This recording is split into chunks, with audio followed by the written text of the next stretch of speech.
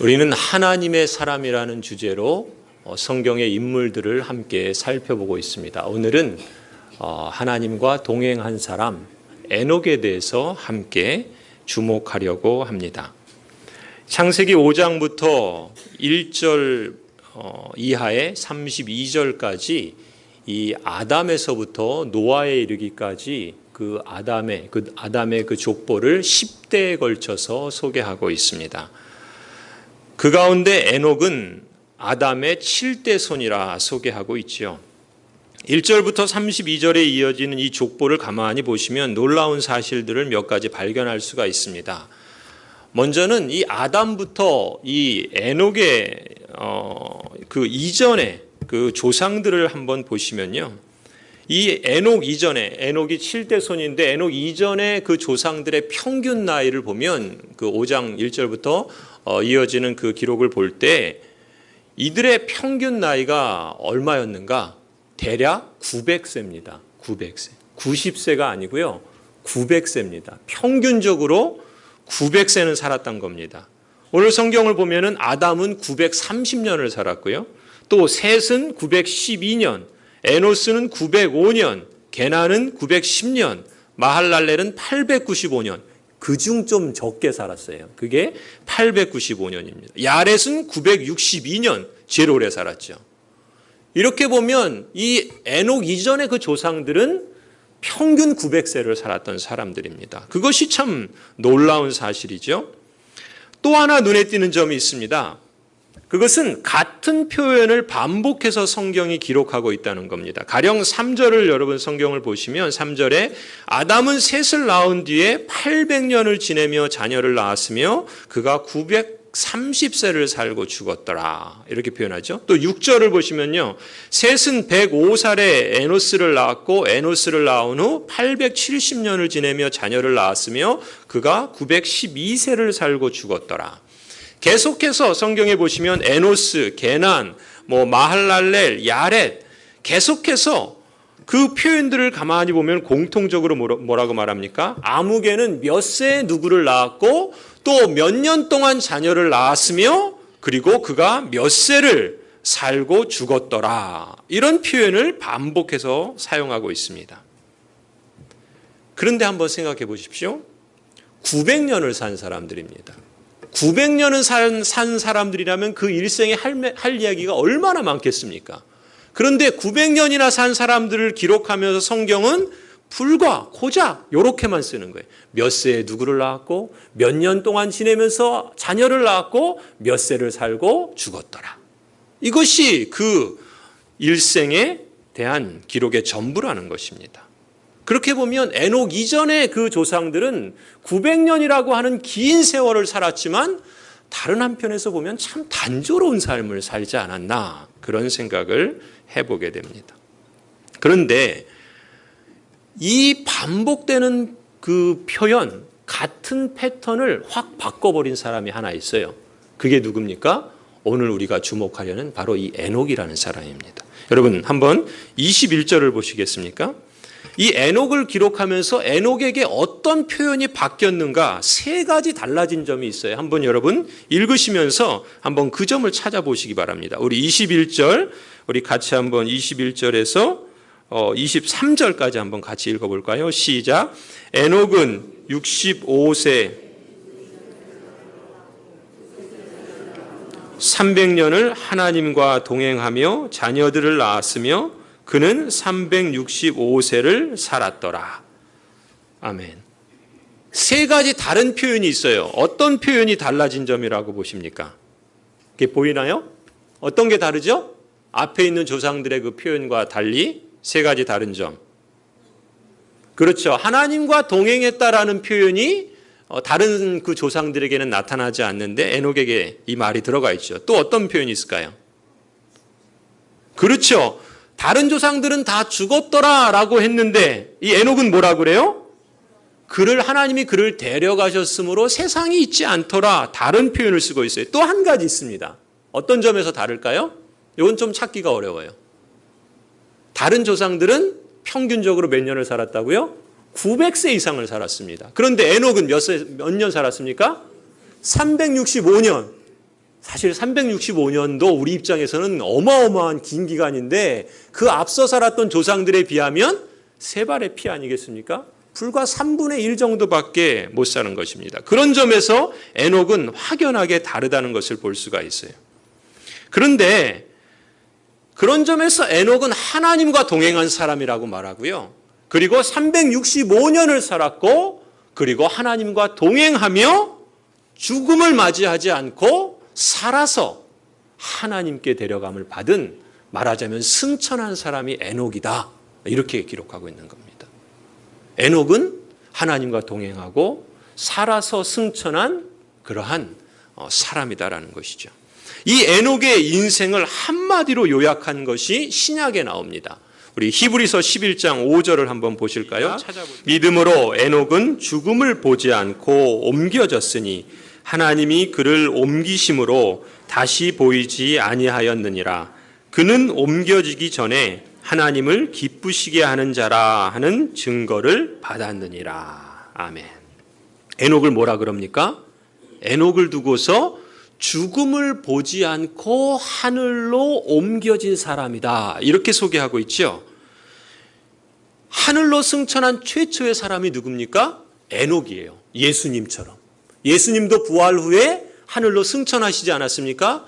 이미 역사에 에녹이라고 하는 사람은 죽음을 보지 않고 하늘로 승천했다. 이렇게 기록하고 있어요.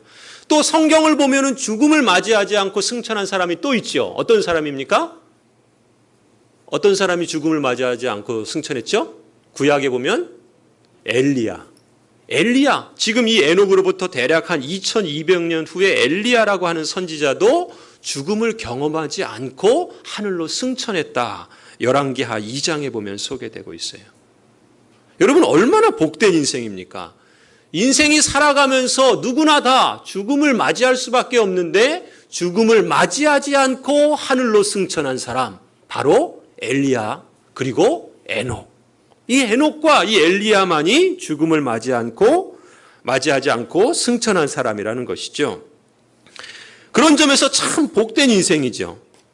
그런데 이 에녹의 일생을 또 뭐라고 소개하고 있냐면 365년을 살았다 그래요. 365년. 다른 조상들에 비하면 짧은 생애죠. 3분의 1밖에 되지 않는 그런 수명을 살았지만 그 일생을 히브리서에서는 뭐라고 표현합니까? 한마디로 에녹은 하나님을 기쁘시게 하는 자였다. 그의 일생을 들어서 하나님을 기쁘시게 하는 자다. 하나님께서 에녹에게 그렇게 인정해 주시는 겁니다. 그런 증거를 에녹이 받았다라고 말하는 거예요. 얼마나 영광스러운 호칭입니까? 이 에녹 이야기를 읽으면서 저는 이런 생각을 봤습니다. 제 인생을 살아가면서 제가 고작 이제 50년을 살았어요. 그리고 앞으로 얼마나 살지는 잘 모르겠습니다. 제 인생의 여정 속에서 이 짧은 생애를 통해서 하나님께서 내 짧은 인생에 뭐라고 평가하실까라는 생각을 한번 해보았습니다. 여러분도 한번 그런 생각 해보신 적 있으십니까? 여러분의 생애를 통해서 하나님께서 여러분을 보시고 아무개는 이러이러한 사람이다. 에녹은 뭐라 그래요? 하나님을 기쁘시게 한 사람이다. 하나님과 동행한 사람이다. 이런 호칭을 받았는데 하나님께서는 여러분의 인생을 통해서 뭐라고 부르실까라는 것을 한번 생각해 보셨으면 합니다. 사실 저 나름대로 이미 청소년기에 또 그리고 제 인생의 어떤 한 시기에 저는 이렇게 살았으면 좋겠다라고 하는 문구를 적어 보았습니다. 여러분도 이미 제가 여러 번 말씀드려서 아시죠? 저는 하나님께 이런 인정을 받았으면 좋겠습니다. 부영아, 너는 삶을 회복하고 또 사람을 키우고 사랑을 실천하면서 산 사람이다. 제가 제 짧은 생애를 통해서 하나님을 만났을 때 하나님께서 저에게 이런 칭찬을 해주신다면, 이런 증거를 저에게 주신다면 그야말로 얼마나 영광스럽고 복될까 하는 그런 마음의 소원을 가져봅니다. 비록 여전히 부족합니다. 또 여전히 그 여정 중에 있습니다. 그러나 제 인생을 마무리하고 주님을 만났을 때 하나님께 저에게 그런 별명으로 저를 그렇게 인정해 주실 수 있다면 얼마나 복된 삶을 살았는가, 후회하지 않은 그런 인생이지 않을까 하는 생각을 가져봅니다. 여러분도 한번 그런 질문을 스스로에게 한번 가져보시면 좋겠습니다. 하나님께서 여러분의 인생을 통해서 어떤 인생으로 어떤 말로 평가를 하실까? 여러분 스스로가 한번 그런 문구를 한번 만들어 보시는 것도 의미가 있지 않을까 싶습니다. 요즘 자기 개발이 인기죠. 성공학이라는 것이 곽강을 받습니다. 그런 점에서 거기서 이런 얘기를 한다 그러죠. 자신의 생각과 행동과 습관을 단 1.3%만이라도 긍정적으로 바꿔보라고 제안을 합니다. 여러분의 생각과 말과 행동을 1.3%만 한번 바꿔보라고 제안을 해요. 왜 이런 제안을 하는가? 학자들이 연구를 했답니다. 인간과 영장류라고 할 수 있는 침팬지를 연구했대요. 그들의 DNA를 분석해 봤답니다. 그런데 인간과 침팬지의 DNA를 분석했는데 차이가 있더래요. 몇 퍼센트? 1.3%가 차이가 있더랍니다. 참 어떻게 보면 되게 비슷하죠? 그런데 그 1.3%의 차이가 사람과 만물의 영장이라고 할 수 있는 사람, 그 사람과 그 침팬지를 구분짓는다는 것이죠. 그런 점에 착안해서 학자들은 그렇게 말하는 겁니다. 그 1.3%가 어찌 보면 아무런 차이도 아닌데 그것이 인생과 그 침팬지를 구분하는 엄청난 차이를 낳는다는 것이죠. 그래서 거기에 근거해서 여러분의 하루 인생의 24시간 중에 1.3%만 여러분의 생각과 말과 행동을 바꿔보십시오. 24시간에 1.3%면 얼마나 될까요? 따져보니까 20분이랍니다. 20분. 하루에 20분만 내 생각과 내 행동과 내 말을 바꾸면 인생이 달라질 수 있다. 성공학을 말하는, 자기 개발을 말하는 사람들이 그렇게 제안을 하고 있습니다. 사실 그것은 비단 성공학, 자기 개발을 말하지 않더라도요, 우리의 믿음의 선배들은 자신의 인생을 하나님 앞에서 어떻게 살아갈까라는 것을 고민하면서 늘 그것을 마음에 두고 실천했다라고 볼 수 있습니다. 일례로요, 제가 예전에 읽었던 우리 교회 그 서재에 있어서 보았던 책 중에 경건이라는 책이 있습니다. 루이스 베일리라고 하는 청교도가 쓴 책인데요. 이 책의 한 장이, 7장이 제목이 이렇습니다. 일평생 하나님과 동행하기. 청교도들은 하나님 앞에서 살고자 하는 그 소원을 가지고 어떻게 하면 내가 일평생 하나님 앞에서 동행하면서 살 수 있을까를 고민하고 그것을 구체적으로 3가지 방법을 거기서 제안하는 것을 읽었습니다. 거기서 무엇을 제안하는가? 그게 사실 특별한 건 아닙니다. 우리들의 생각과 말과 행동을 어떻게 해야 되는가라는 것을 제안하는 것입니다. 그러면서 생각과 말과 행동을 구체적으로 어떻게 인정받고 하나님께 인정받으면서 살아야 할지를 거기에 자세하게 또 세부적으로 구체적으로 제안하는 내용들을 담고 있습니다. 그러면서 루이스 베일리는 그렇게 말하는 거예요. 청교도는 우리가 하나님께 인정받고자 우리의 말과 우리의 생각과 우리의 행동을 날마다 그렇게 되새기며 하루하루를 살아간다면 우리는 평생토록 하나님과 동행하게 될 것이다. 비록 자기 개발이나 성공학을 말하지 않아도 하나님의 사람으로서 하나님과 동행하며 살기를 매일매일 그 말과 행동과 생각들을 되새기고 그렇게 실천하며 살아갈 때 하나님께 인정받는 삶을 살아갈 수 있다는 것을 우리의 선배들이 그것을 강조하였고 또 실제로 청교도들은 그러한 삶을 살아지 않았습니까? 여러분 오늘 단 20분이라도 하루하루에 단 20분이라도 혹 출근길에나 혹 쉬는 시간에나 혹 여러분의 잠자리에 들기 전이라도 아니면 새벽기도 시간이라도 20분을 시간 내어서 내가 하나님 앞에 어떻게 하나님과 동행하며 살 것인가? 내 인생이 그래서 다 하는 날 하나님께서 어떤 인정을 받고 싶은가? 그러한 문구라든지 그런 마음이나 다짐이나 또 그런 모습들을 여러분 한번 만들어보고 되새겨보고 또 그렇게 실천해가는 저와 여러분이 되기를 주님의 이름으로 권면합니다. 자, 그러면요, 이 에녹으로 돌아와서 에녹은 그렇다면 어떻게 하나님을 기쁘시게 하라는 자라는 그런 평가를 받았을까요? 어떻게 365년 가운데 그의 일생의 대부분을 하나님과 동행하며 살았을까요? 그에게 어떤 비결이 있는가라는 것이 오늘 우리의 관심입니다. 성경을 보면은 사실 에녹에 대한 기록이 많지 않아요. 그리고 에녹은 아마도 그의 처음 태어날 때부터 평생을 그렇게 하나님과 동행했다라고 보기는 어려울 것 같습니다. 아마도 65세까지는 그저 다른 조상들처럼 단조롭게 자녀를 낳고 또 몇 세까지 자녀를 낳으며 몇 세를 살다가 죽었더라. 그런 단조로운 삶을 살았지 않았나 싶습니다. 그런데 에녹이 65세에 인생의 전환점을 맞이합니다. 65세입니다. 오늘 성경을 다시 한번 보실까요? 창세기 5장 21절을 보시면요. 21절에 뭐라 그럽니까? 에녹은 65세에 누구를 낳았다고요? 무드셀라를 낳았고, 그 다음에 22절에 뭐라 그럽니까? 무드셀라를 낳은 후에 300년을 하나님과 동행하며 자녀를 낳았다.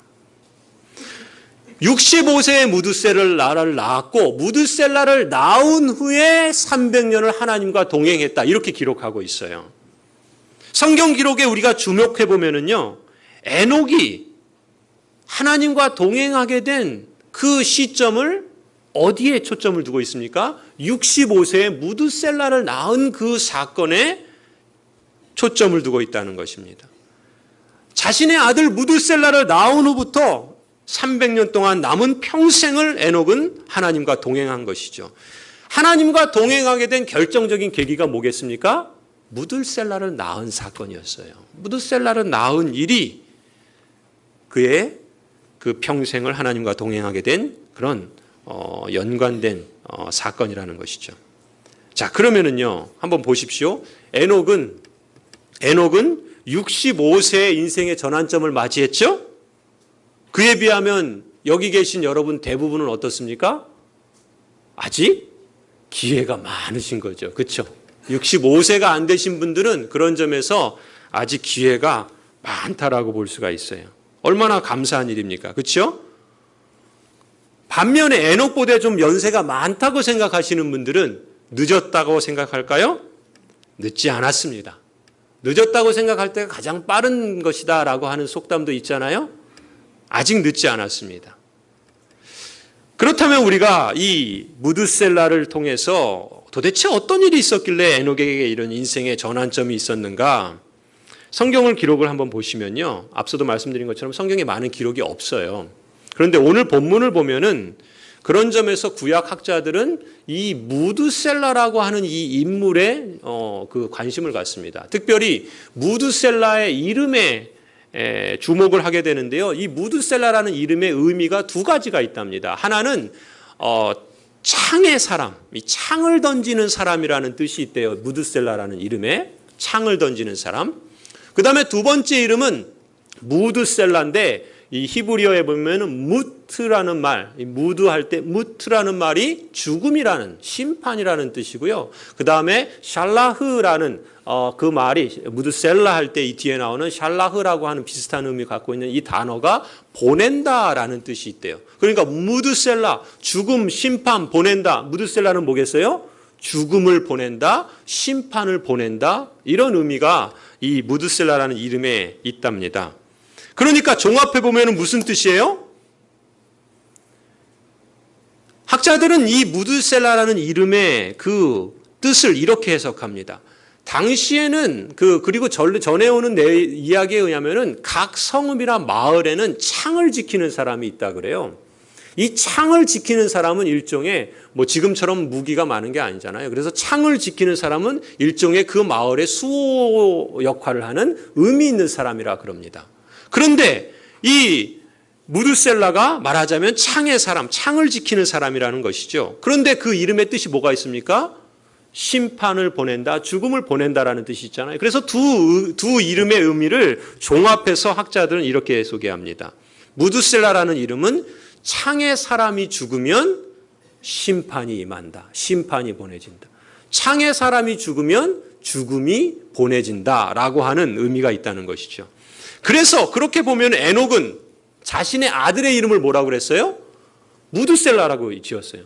좀 이름이 좀 그렇잖아요. 이름을 지으면 좀 복된 이름, 앞으로 형통할 이름. 제 이름이 뭡니까? 부형, 부가 형통하다. 이런 정도의 이름을 지어줘야지 그가 죽으면 심판이 임한다. 이런 좀 그렇잖아요.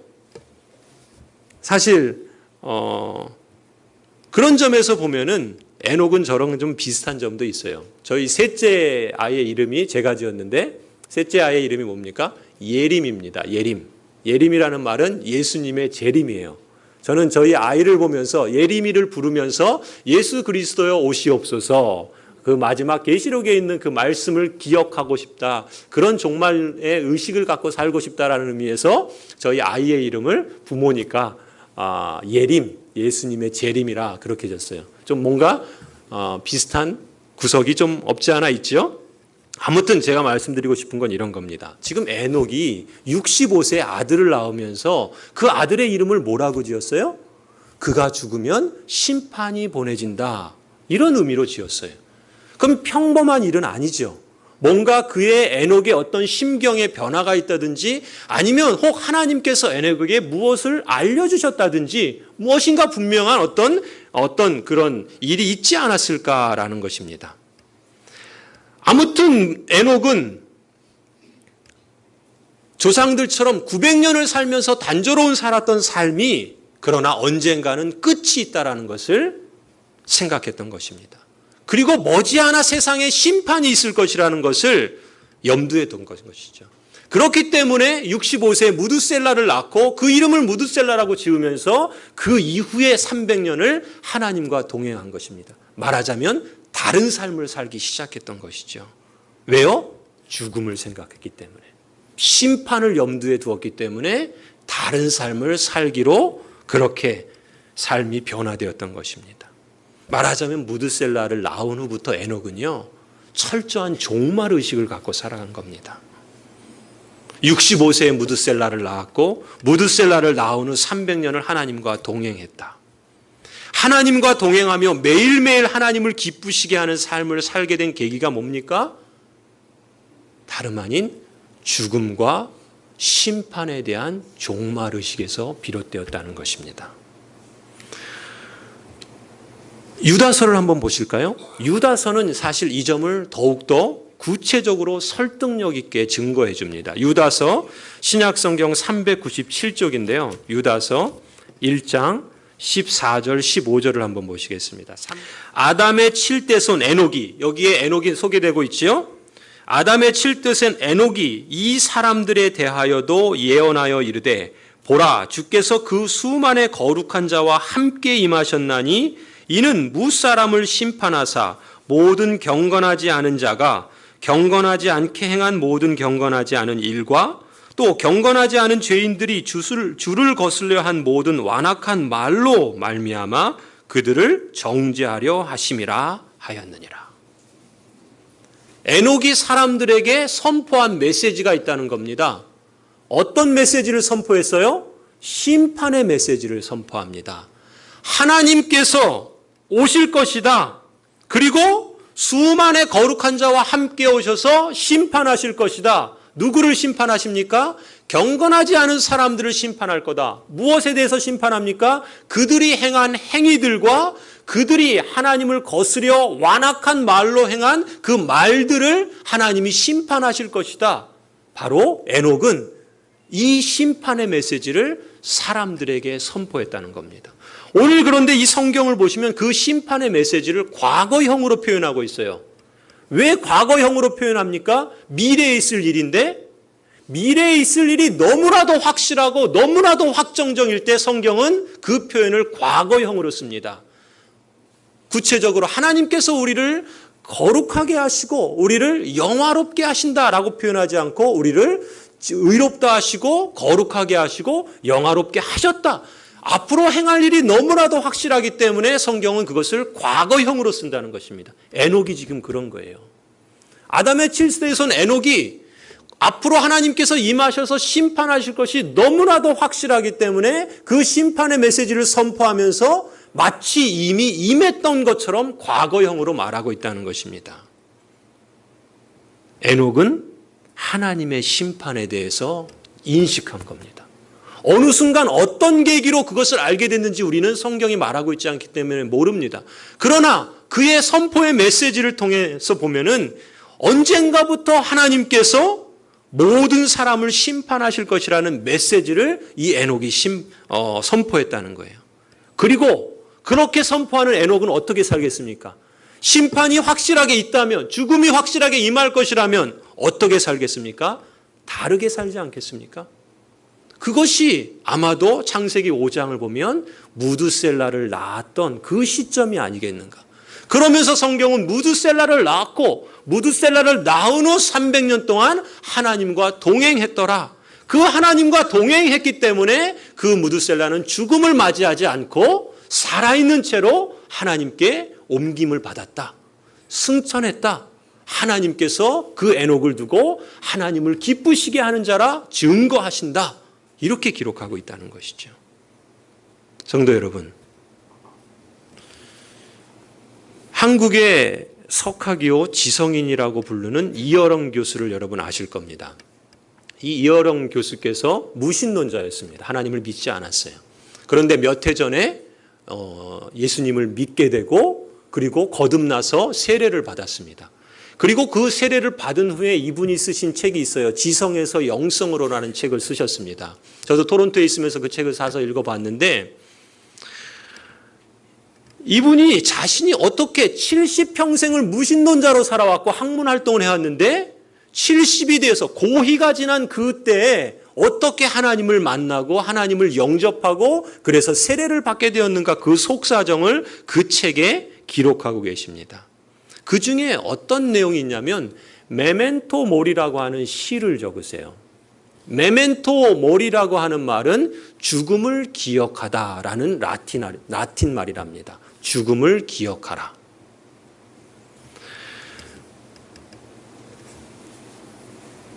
이 메멘토 모리라는 말을 쓰시면서 이어령 교수께서 이렇게 고백합니다.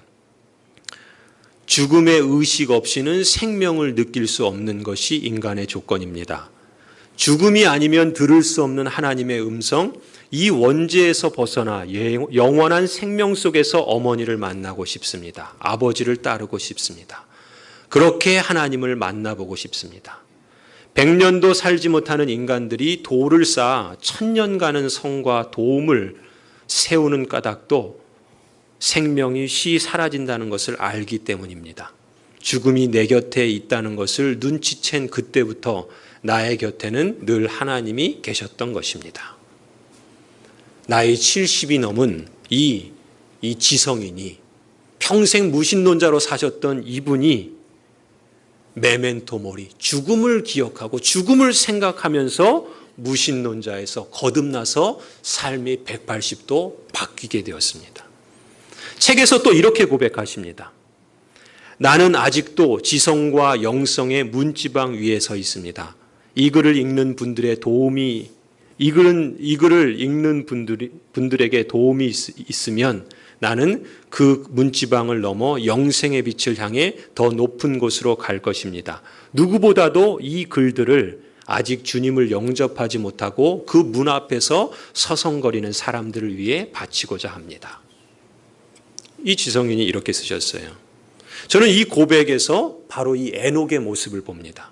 메멘토 모리, 죽음을 기억하라, 죽음을 생각하라.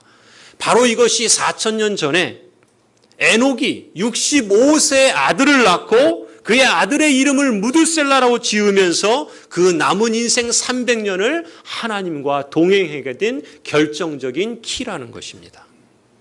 종말의식이죠.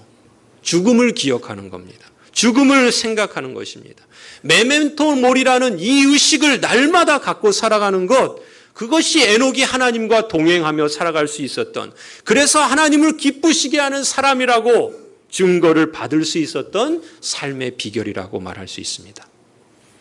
성도 여러분, 그렇다면 이 무드셀라가 죽으면 심판이 임하리라 믿고 살았던 이 에녹의 말은 어떻게 됐을까요? 그대로 이루어졌을까요? 여러분, 무드셀라가 몇 세까지 살았죠? 969세. 그 역사 속에 가장 오래 산 사람이 누굽니까? 무드셀라예요. 969년을 살았어요. 거의 1000년 가까운 세월을 살았습니다. 여러분, 옛날 코미디 중에 그 무병장수, 자식이 무병장수하기를 기원해서 그 자식의 이름을 길게 지었던 그 코미디 여러분 기억하십니까? 그 아마 아실 거예요. 김수환모, 거북이와 두루미, 삼천갑자, 동방삭, 치치카포, 사리사리센터, 워리워리, 세프리카, 무드셀라, 구름은 허리케인의 담벼락, 서생원의 고양이, 바둑이의 돌돌이. 기억하시죠? 저도 이거 찾느라고 애썼습니다. 저도 그 코미디를 봤거든요. 그러면서 또 뭐라 그래요? 어머, 아들이 어떻게 됐다면, 김수환모, 뭐 이러면 나가잖아요. 그쵸? 그 이름 중에 뭐가 있어요? 무드셀라가 있더라고요. 무드셀라가. 성경에 가장 오래된 산 사람이 969년 살았는데 그 아들이 무병장수에서 오래 살기를 바라는 소원에 그 아들의 이름에 무드셀라라는 이름도 있다는 거예요. 그런데 우리가 주목하는 건 이겁니다. 오늘 그 성경을 보시면요. 이 에녹의 아들이 무드셀라죠. 무드셀라의 아들이 누구예요? 라멕입니다. 그리고 라멕의 아들이 누구예요? 노아입니다. 사실 성경을 기록했을 때 이 기록이, 이 성경에 기록된 족보가 그대로 그 기록대로 이루어졌을 것이다 라고 보는 학자들도 있고요. 그 이름 외에도 다른 사람들이 있는데 성경이 10대라고 하는 의미 있는 수에 맞추기 위해서 그렇게 적었다라고 보는 학자들도 있습니다. 만일 우리가 지금 에녹, 무드셀라, 라멕, 노아로 이어지는 그 족보가 실제로 그대로 이루어진 그 족보라고 만약에 가정해 보십시다. 그러면요, 노아의 그 홍수 심판이 몇 세 때 일어나죠? 600세에 일어납니다. 노아가 600세에 하나님께서 물로 세상을 심판하십니다. 그렇죠? 그런데 그 성경의 기록을 오늘 그 창세기 5장의 기록들을 검토해 보시면요, 무드셀라가, 그러니까 지금 오늘 에녹의 아들 무드셀라가, 그러니까 무드셀라가 몇 세에 낳았습니까? 아니야, 에녹이 몇 세에 낳았어요? 65세에 무드셀라를 낳았죠. 그러면 무드셀라가 그 아들을 낳았는데 그 아들의 이름을 라멕이라 그랬어요. 이 무드셀라가 라멕을 낳은 나이가 성경에 보니까 187세라 그래요. 그리고 라멕이 노아를 낳았을 때가 몇 세냐 그러면은 182세라 그래요. 그러면 라멕이 노아를 낳았을 때가 182세니까 그 아버지 무드셀라는 몇 세였는가? 182세와 187세를 더하면 369세입니다. 무슨 얘기인가? 노아가 태어났을 때 그 할아버지 무드셀라가 몇 살이에요? 369세라는 거예요. 지금 뭐 머리에 안 들어오실 거예요. 그냥 들어보세요. 예. 아무튼 그런데 노아가 태어났을 때 그 할아버지 무드셀라가 369세였는데 몇 년의 홍수가 일어났어요? 노아가 600세. 그러면은 600년의 홍수가 일어났어요. 그때 그 무드셀라의 나이가 369살이었어요. 그럼 두 개를 더해 보세요. 몇 년이에요? 969년이죠. 무드셀라가 몇 년을 살았어요? 969년을 살았대요. 그러고 보니까 그때가 언제예요? 노아의 홍수가 임한 때라는 거예요. 사실 이게 정확한 연대인지 아닌지는 사실 확인할 수 없습니다. 그런데 제가 강조하고 싶은 건 이겁니다. 무드셀라가 죽었을 때 그 이름처럼 에녹이 그 이름을 그가 죽으면 심판이 임한다라고 말한 것처럼 실제로 역사 속에 노아의 홍수 심판을 통해서 하나님께서 모든 인류를 노아의 가정만 제외하고 심판하셨다는 것이죠. 하나님의 말씀은 이루어지지 않습니까? 하나님은 사람이 아니시기 때문에 시건치 아니하시고 하나님의 말씀하신 바는 반드시 실행하신다. 민수기에 말씀하지 않습니까? 물론 무드셀라가 죽은 969년에 죽어서 그 해가 노아의 홍수 심판이 일어난 해다. 그래서 그것이 딱 맞을 수도 있지만 더 중요한 건 그렇지 않았을 수도 있어요. 그러나 분명한 건 뭡니까? 무드셀라의 출생은 적어도 그 아버지 에녹에게 세상에 심판이 임할 것이라는 것에 대한 하나님의 표적이었다라는 것입니다. 그것을 알았기 때문에, 그것이 너무나도 확실했기 때문에 에녹은 그의 생애를 통해서 심판의 메시지를 사람들에게 선포했던 것입니다. 그 선포만 할 것이 아니라 자신도 그 심판이 있을 것을 알기에 매일매일 그 심판에 대한 의식을 가지고 하루하루를 살았던 것이죠. 여러분, 무드셀라가 거의 1000년을 살았다는 것은 상징적인 의미가 있습니다. 오래 살았다는 것이 의미가 있는 것이 아니라요, 969년 동안 하나님께서 심판을 미루어 오셨다는 것이 우리가 주목해야 됩니다. 무드셀라가 인생 가운데 가장 오래 살았던 그 기간은 우리에게 무슨 메시지를 줍니까? 하나님은 이 땅에 어떤 사람도, 한 사람이라도 그리스도께 회개하고 그리스도를 믿음으로 심판을 면하고 구원받기를 969년이나 그 인생이 가장 오래 살 만큼 기다리고 계신다는 것을 우리에게 말씀하고 있는 것입니다. 하나님께서 사람들을 향한 자비와 긍휼의 마음을 무드셀라를 통해서 보여주시는 것이죠. 하나님은 1000년을 기다리실 정도로 하나님의 심판을 말씀하시면서 기회를 주시는 겁니다. 베드로 사도는 이렇게 말합니다. 주의 약속은 어떤 이에 더디다고 생각하는 것 같이 더딘 것이 아니라 오직 너희를 대하여 오래 참으사 아무도 멸망치 않고 다 회개하기에 이르기를 원하시느니라. 이것이 아버지의 마음입니다. 성도 여러분, 혹 여러분 중에 예수 그리스도를 주님으로 영접하지 않고 교회 생활을 하시는 분이 계신다면 오늘 이 말씀을, 그리고 이 무드셀라를 통해서 보여주시는 하나님 아버지의 마음을 깊이 생각해 보시길 바랍니다. 그리고 여러분의 죄를 회개하시고 예수 그리스도를 믿으시기 바랍니다. 그리하면 여러분과 여러분의 가정이 심판을 면하고 구원을 받으실 줄로 믿습니다. 말씀을 마무리합니다. 여러분, 한국 사람은 유난히 죽는다는 말을 참 많이 쓰지요. 그렇지 않습니까? 말끝마다 써요. 뭐라고 씁니까? 배고프면 배고파 죽겠다. 그죠? 배가 부르면 배불러 죽겠다. 참 많이 씁니다. 누가 좋으면 좋아 죽겠다. 그렇지 않아요? 기분이 좋으면 기분 좋아 죽겠다. 그러지 않습니까? 심지어 요즘 애들은 멋진 남자, 예쁜 여자가 지나가면 뭐라 그러는지 아십니까? 죽인다. 죽인다는 말을, 죽는다는 말을 이렇게 많이 써요, 한국 사람들이. 어쩌면 우리 사람들은 죽음에 대한 의식을 아마 더 다른 민족보다 더 많이 하고 있지 않는가 싶습니다. 사실 그것이 오늘 우리에겐 참 의미 있다 생각합니다. 지금 에녹처럼 죽음을 두려워하거나 죽음에 대해서 꺼리는 것이 아니라 에녹처럼 종말 의식을 갖고 살아가는 것입니다. 메멘토 모리, 날마다 죽음을 생각하며 살아가는 인생은요, 오히려 그 인생 속에서 가장 기쁨과 가장 만족과 가장 큰 보람을 맛보면서 삶을 살아간다는 것입니다. 에녹을 보십시오. 죽음을 생각하면서 살아갔는데 맨날 나 죽겠다 한 것이 아니라 오히려 하나님 안에서 기뻐하며 하나님과 동행하는 삶을 살았던 것이죠. 죽음을 생각하니까 오히려 최선을 다하게 되는 것 아닙니까? 심판을 생각하니까 오히려 오늘 하루를 값지게 살려고 애쓰는 것 아니겠습니까?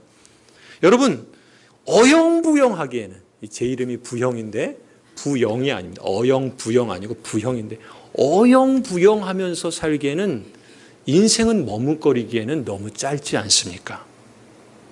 매일 매 순간을 하나님 앞에서 값지게 살아가고자 힘쓰는 것, 그것이 하나님과 동행하는 것이고 그것이 하나님을 기쁘시게 하는 삶이라는 것이죠.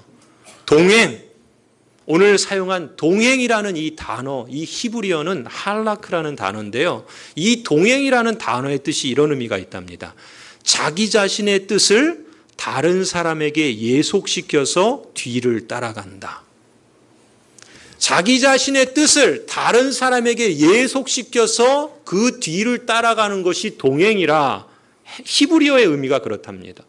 그러니까 우리가 하나님과 동행한다는 것은 무엇입니까? 그냥 단지 함께 가는 것이 아니라 하나님의 뜻을 따라서 내 뜻을 하나님의 뜻에 예속시켜서 그 뜻을 따라서 살아가는 것, 그것이 하나님과 동행하는 것이죠. 내 자신의 뜻을 고집하면서 다른 생각을 품기보다는 하나님의 뜻을 따라서 그 뒤를 따라가는 것이 진정한 동행이라 말하는 것이죠. 성도 여러분, 심판과 죽음이 있다는 사실을 알기 때문에 그 사실을 믿게 된 순간부터 평생을 처음처럼 한결같이 하나님을 기쁘시게 하려는 생각과 행동과 말을 실천하면서 살아왔기에 에녹은 죽지 않고 살아서 승천하는 영광을 누리게 되었습니다. 앞서 그런 말씀을 드렸죠. 우리가 마지막 날 하나님 앞에 섰을 때 이런 인정을 받으면 좋겠다. 하나님이 저를 보시면서 부영아, 너는 삶을 회복하고 사람을 키우고 사랑을 실천하면서 살았다. 이런 인정을 받고 싶다. 그런 문구를 한번 생각해 보자. 그런 말씀을 드렸죠. 저도 그 표현을 좀 이렇게 한번 바꿔봅니다.